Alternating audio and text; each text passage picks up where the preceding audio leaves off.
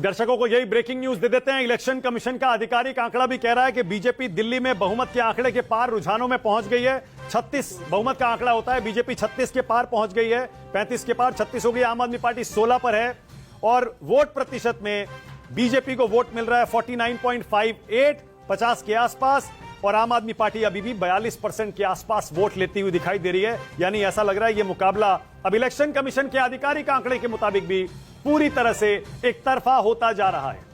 अब आम आदमी पार्टी पर तो बहस होगी सुकेश, अलग तरह की राजनीति का एक जो मॉडल आया था उसका क्या हुआ, उस पर भी बहस होगी।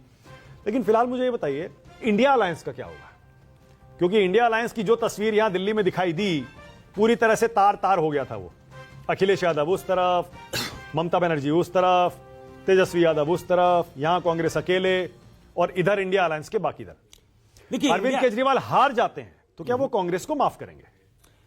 देखिए इंडिया अलायंस पे तो पहले हम बहुत बहस कर चुके। इंडिया अलायंस मुझे लगता है 2024 के चुनाव के बाद कहां है। इंडिया अलायंस को लीड कौन करे, इसको सबसे पहले तृणमूल कांग्रेस ने हवा दे दी, उनके सांसद ने, कि ममता बनर्जी को लीड करना चाहिए। उसके बाद शरद पवार का बयान आ गया, जो बड़ा ट्रस्टेड एलाई है कांग्रेस के, कि हमें कोई आपत्ति नहीं है। उसके बाद लालू यादव जैसे नेता ने कह दिया कि हमें कोई आपत्ति नहीं ममता बनर्जी लीड करे। उसके बाद जब आम आदमी पार्टी यहां चुनाव लड़ रही थी तो तृणमूल कांग्रेस से लेकर शरद पवार की पार्टी से लेकर समाजवादी पार्टी से लेकर सब लोग अरविंद केजरीवाल के प्रचार में आ गए।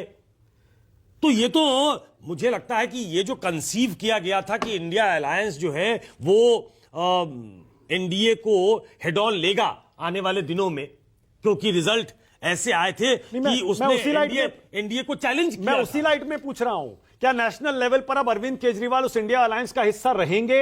नाराजगी उनकी होगी कांग्रेस से, या उनके पास और कोई चारा नहीं है? थोड़ा समय तो उनको रिकंसाइल करने में लगेगा। मैं पॉलिटिकल ओबिचरी लिखने का आदी नहीं हूं कि कोई आदमी एक चुनाव हार गया तो इसका मतलब वो राजनीति से बाहर हो गया। बहुत पहले 2010 में चुनाव हुए बिहार में, और 2010 के चुनाव में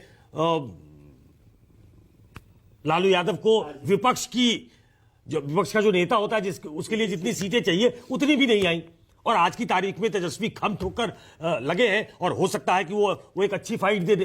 तो राजनीति में किसी की ओबिचुरी तो नहीं लिखा जा सकता, लेकिन हाँ इतना जरूर है कि बहुत समय लगेगा अरविंद केजरीवाल को रिकंसाइल करने में टू द फैक्ट कि दिल्ली अगर उनको ये नतीजे दे रहा है। उनके पास एक स्टेट पंजाब है, उनको वहां देखना पड़ेगा कि गवर्नेंस किस तरीके से हो कि वो फिर से, देखिए वो व्यक्ति बार बार पलट के अपने आप को प्रूव करता रहा है। 2013 में सरकार बनाई, बाहर चले गए, 2014 में प्रधानमंत्री से लड़ने चले गए, और ऐसा कहते हैं वो खुद, उन्होंने मुझे एक बार बताया था कि कई बार तो नई दिल्ली इलाके में जब घूमने जाता था तो मुंह पे लोग दरवाजा बंद कर देते थे, ऐसा लगता था कि राजनीति खत्म हो गई है। लेकिन लोगों का विश्वास फिर से जीता उन्होंने। एक सेकेंड, नहीं, इसमें एक अंतर यह है कि अरविंद केजरीवाल अभी तक दिल्ली जीतते आए हैं और प्रचंड बहुमत से जीतते हैं। बिल्कुल, इस बार वो पहली बार विपक्ष में होंगे, तो इस बार उनका जो हौसला गिरेगा, वहां से वो कैसे उभरेंगे? क्योंकि 5 साल अब दिल्ली में और केंद्र में चुनाव नहीं है। विनोद शर्मा भी आ गए।